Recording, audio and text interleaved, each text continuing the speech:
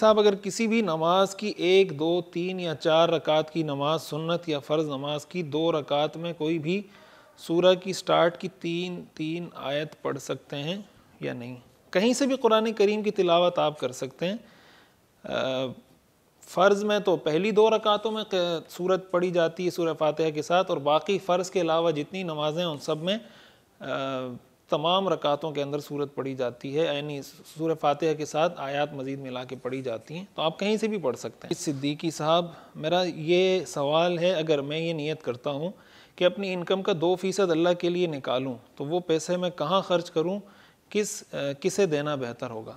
دیکھیں یہ ہر آدمی کے ذاتی حالات اور ارد گرد کے حالات پر منحصر ہوتا ہے۔ آپ جہاں پہ رہتے ہیں، جس ایریا میں، جس علاقے میں، آپ دیکھیں وہاں کس چیز میں خرچ کرنے کی زیادہ ضرورت ہے۔ اگر وہاں مثال کے طور پر مسجد نہیں ہے پورے علاقے میں، لوگوں کو تکلیف ہے، مسجد کی تعمیر میں اس کو خرچ کریں، مسجد میں اس کو لگائیں۔